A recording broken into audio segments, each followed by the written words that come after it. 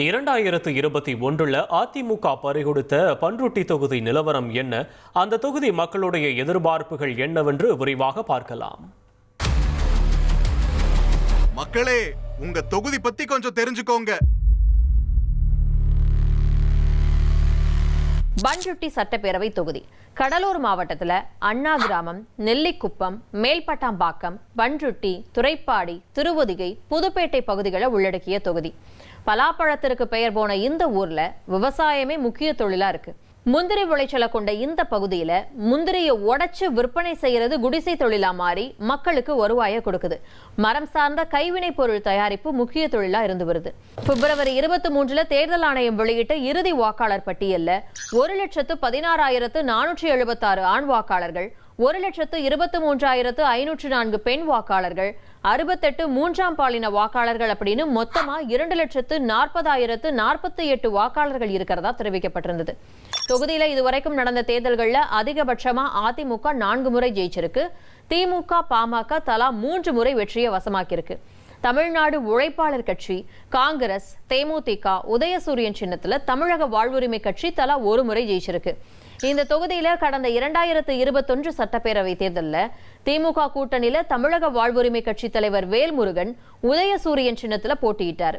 93,801 வாக்குகளை வாங்கின அவரு 4,697 வாக்குகள் வித்தியாசத்துல ஜெயிச்சாரு. அவருக்கு எதிராக போட்டியிட்ட அதிமுக சொரத்தூர் ராஜேந்திரன் 89,104 வாக்குகளை வாங்கி தோற்றாரு.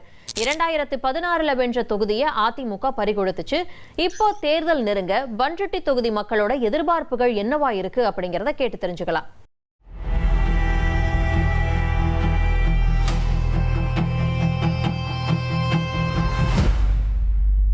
பண்ருட்டி ரயில்வே ஸ்டேஷன் போகிற வழியில் ஒரு ஒயின் ஷாப் இருக்குது. ரொம்ப நாளாக நாங்கள் சொல்லிகிட்டு இருக்கோம். ரயில் பயணி சங்கத்துலேயும் லெட்டர் கொடுத்துருக்கோம். அது இடமாற்றம் கேட்டிருக்கோம். அது இடமாற்றம் பண்ணி கொடுத்தாங்கன்னா ரொம்ப நல்லாயிருக்கும். இது வீரட்டாஸ்வரர் கோயில் வந்து ரொம்ப பழமையான கோயில், சக்தி வாய்ந்த கோயில். இதை சுற்றுலாத்தலமாக மாற்றினா எல்லோரும் வந்து சாமி கும்பிட போக எல்லாம் சந்தோஷமாக. பின்னாடி சித்தர் கோயில் இருக்குது. அதுவும் பண்ருட்டி அரசு மருத்துவமனையில் வந்து காய்ச்சல், காயம் இது போல் சிறு சிறு இதுக்கு தான் சிகிச்சை கொடுக்குறாங்க. உயிருக்கு ஆபத்தான அப்படின்னு நிலை வந்தால் உடனே வந்து அதை கடலூர் அரசு மருத்துவமனைக்கோ ஜிப்மருக்கோ தான் பரிந்துரை கொடுக்குறாங்க. உயிருக்கு ஆபத்தான நிலையில் இவ்வளோ தூரம் தொலைவாக போகும்போது உயிர் ஆபத்து கூட, உயிரிழப்பு கூட ஏற்பட வாய்ப்பாக இருக்குது. தஞ்சாவூர், சென்னை, கடலூர், பாண்டிச்சேரி பஸ்ஸு, கள்ளக்குறிச்சி, திருவண்ணாமலை எல்லா வண்டியும் வந்து போகிற இடம். அதனால் பஸ் ஸ்டாண்டு வேலை நடக்காததுனால, பஸ் ஸ்டாண்டு விரிவடைந்து வேலை முடியாததுனால பொதுமக்கள் கிட்டத்தட்ட பார்த்திங்கன்னா பண்ருட்டி தாலுக்காவில் ஒரு 5 லட்சம் மக்கள் டெய்லியும் ஒரு 10,000 20,000 பேர் குவிர இடம் அது.